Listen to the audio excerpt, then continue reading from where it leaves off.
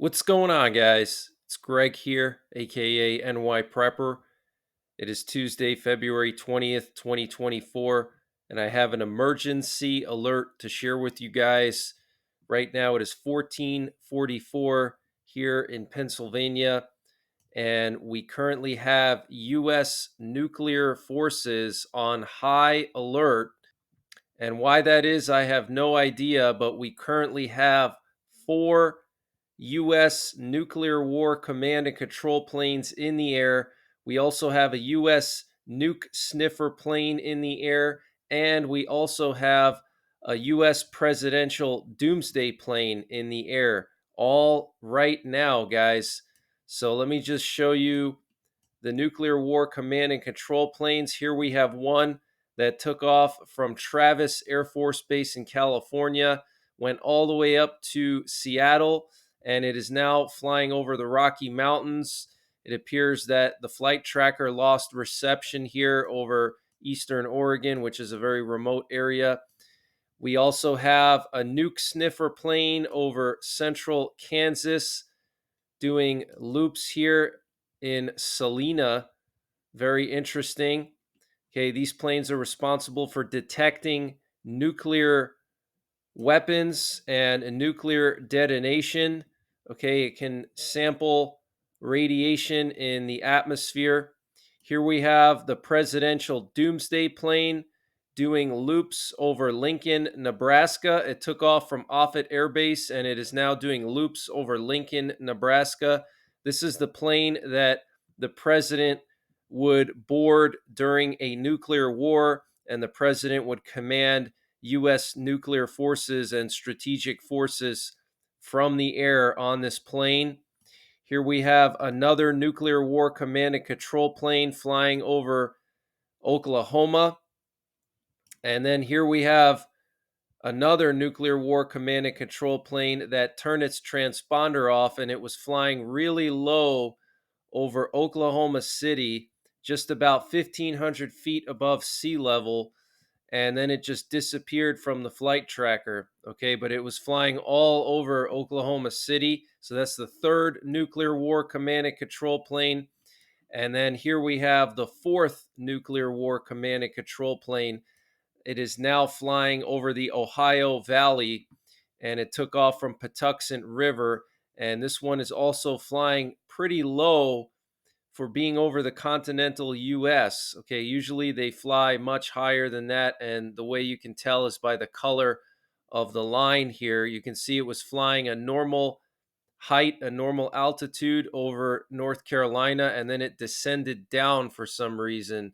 Okay, and it is now over the Ohio River Valley in eastern Ohio. Okay, so four nuclear war command and control planes. These are the Boeing E-6B Mercuries. They're responsible for issuing launch orders to our nuclear armed submarines from the president. They're also responsible for remotely launching our Minuteman III ICBMs if there were ever any launch issue at the launch control facilities on the ground. They could remotely launch from the air with these planes. So this is very, very serious, guys. Okay.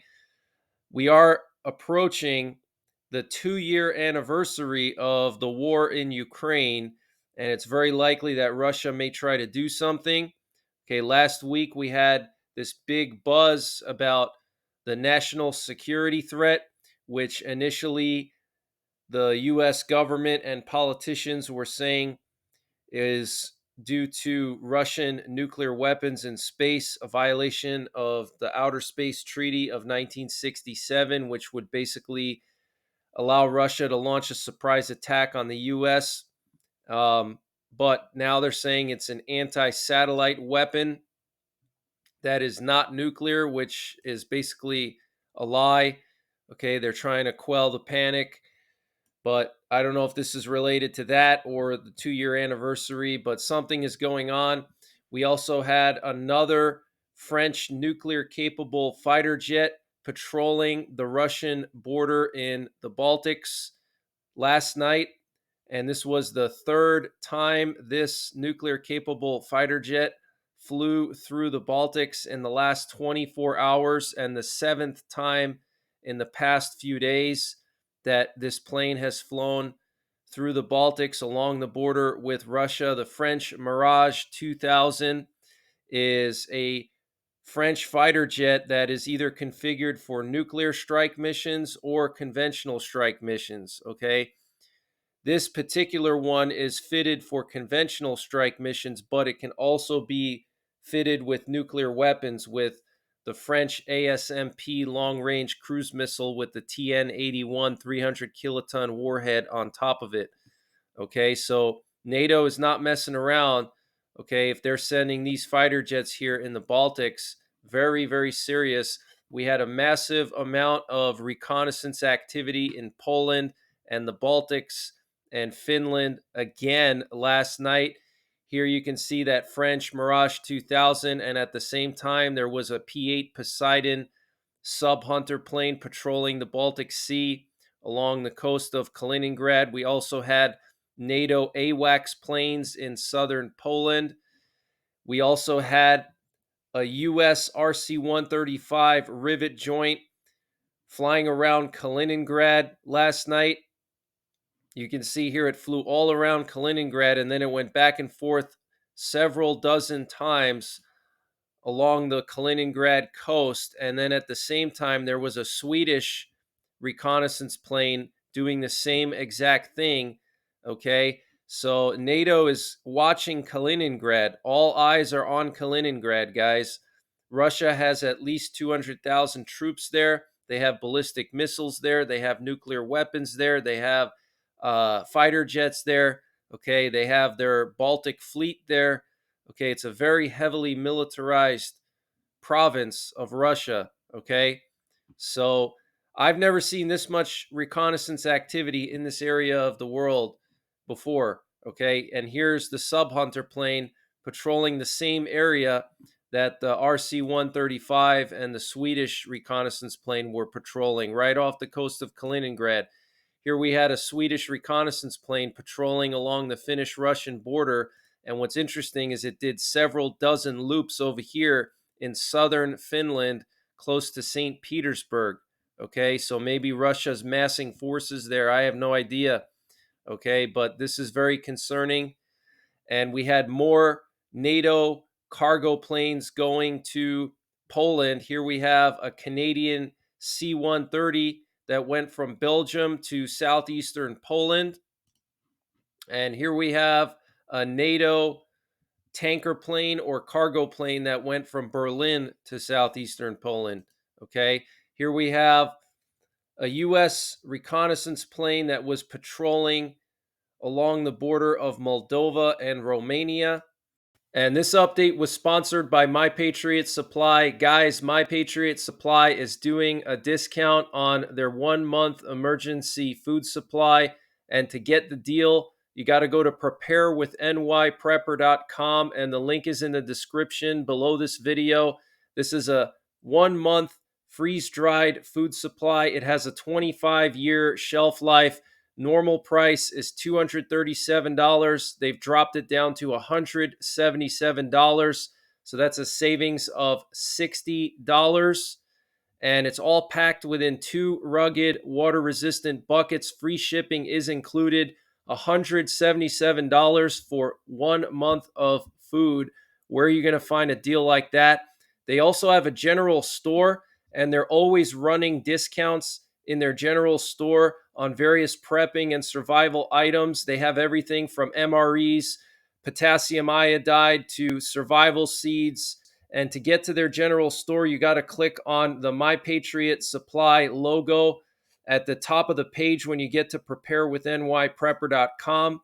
And you'll see when you get there, they have everything you can imagine. So use the link preparewithnyprepper.com to get $60 off the My Patriot Supply 1 month emergency food supply. That's $180 for 1 month of food, free shipping included. The link is in the description below this video. And also check out their general store. They have everything you can imagine prepping and survival related, and they're always running various discounts there. And we also had some activity over the Western Pacific last night. Here we have a sub hunter patrolling just south of Taiwan. Okay. There was also a combat sentinel plane patrolling just south of Taiwan, which is one of two combat sentinels that the U.S. Air Force has. And those planes are responsible for providing intelligence directly to the president and the Joint Chiefs. So we have a lot of activity going on in Asia right now. Here we have a U.S. Army reconnaissance plane that was patrolling along the North Korean border. And I want to just show you guys the latest radiation situation. So, radiation looks good around the world. We don't have any major spikes anywhere. So, that's a good thing. And in Ukraine, we also don't have any major spikes as well.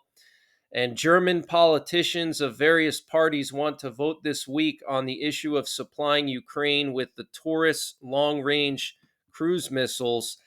And we know that Russia has warned many times that they would strike NATO bases that supply long range weapons to Ukraine if those long range weapons are used against Russian territory. Okay, now the Biden administration is considering giving Ukraine the longest range ATACMS missile for the HIMARS. Okay, 300-kilometer range, all right, and a singular warhead. The U.S. has not given Ukraine a singular warhead ATACMS missile for the HIMARS yet. They gave them the cluster munition variant, which is basically useless, okay, because it's not powerful enough to destroy infrastructure and harden targets, which is what Ukraine needs to do. They need to take out bases, bunkers, depots of various types, okay, but 300-kilometer range, that puts all of Crimea within striking distance, including many parts of Russia. Okay. So I think we're going to see a massive escalation soon in Ukraine. And like I said, the last few weeks, I think Russia is going to attack the Baltics or possibly Moldova or even Poland this year. Okay. Especially if it looks like Trump or Nikki Haley are going to replace Biden. He's definitely going to make his move while he still has a chance. And the president of Belarus, Alexander Lukashenko, warned of World War III. Addressing military leaders, Lukashenko warned that the West is working with exiled opposition leaders to overthrow him. He also warned of an increasing NATO presence on the borders of Belarus, saying, "We have reason to fear World War III in the immediate vicinity of Belarus and Russia." As part of the alliance's operations conducted in Europe, approximately 32,000 soldiers from the contingents of the combined armed forces of NATO and the US are deployed. Belarusian President Lukashenko called for discarding all illusions about the possibility of a diplomatic settlement of the global conflict. He claimed Polish and U.S. intelligence officers are allegedly preparing a large scale provocation against the civilian population of Poland, for which Russia and Belarus will be blamed. Okay, so very interesting insights there from the president of Belarus. Very concerning, guys. Okay. Basically, kind of warning the West is what he was doing there. Russian President Vladimir Putin said Tuesday that he was opposed to sending nuclear weapons to space, dismissing U.S. accusations. "We have always been categorically against putting nuclear weapons in space," Putin said in a meeting with Defense Minister Sergei Shoigu. He called the accusations part of a clamor being raised in the West. Shoigu said Russia does not have the system Washington accused it of developing. So, very interesting. Russia is denying that there's any space based nuclear weapons deployed by the Russian Federation. And Russian authorities are claiming that they have intercepted 7 Ukrainian Storm Shadow cruise missiles over the past 24 hours.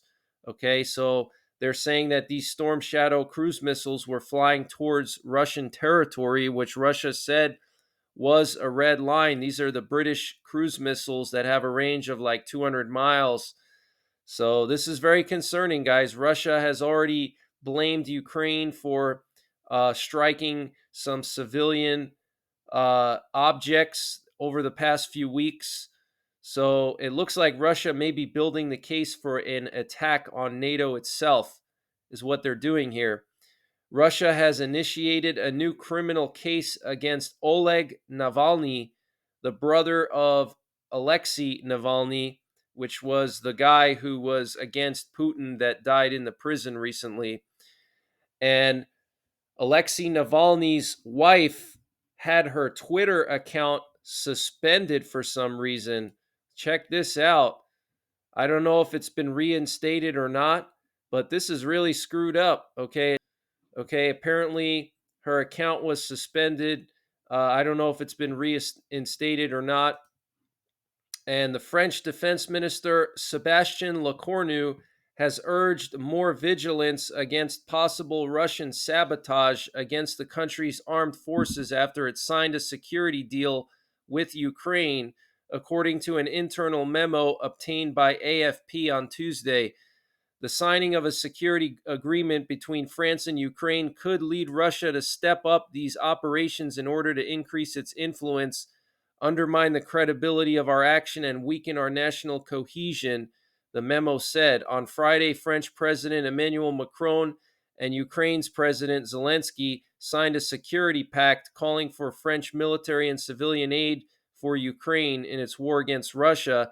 So, very interesting. France is concerned now that Russia is going to target them because of their security pact with Russia. And we had Polish farmers protesting on the border of Ukraine today. Apparently, they pried open two Ukrainian freight cars on the border and spilled grain onto the tracks, according to Polish police. And here you can see some of that grain being spilled out. And here we have the Polish police basically protecting these rail cars, which are full of Ukrainian grain. Okay, now I want to just show you guys something interesting here that maybe proves that a lot of these Polish farmers that are protesting against Ukrainian grain could potentially be Russian agents. Okay, here we have a Polish farmer with a USSR flag on his tractor. Okay, I can tell you guys, as a first generation Polish American, okay, my parents came from Poland. I know Polish people, I know how they think, okay, and I can tell you that no Polish person, unless they're absolutely crazy, is going to be flying a hammer and sickle USSR flag. Okay, Polish people despise the USSR and despise communism because they were subjugated by the USSR for the entire length of the Cold War. Okay, they were suppressed. So most Polish people, 99% of Polish people, hate the USSR. So this is very suspicious. Okay, and they have this banner here on the front of the tractor that says, I'm going to translate it for you. It says, Putin, make order of Ukraine and Brussels and with our government. Okay, make order is just kind of like basically deal with them. Okay, Putin, please deal with Ukraine, Brussels, and our own government.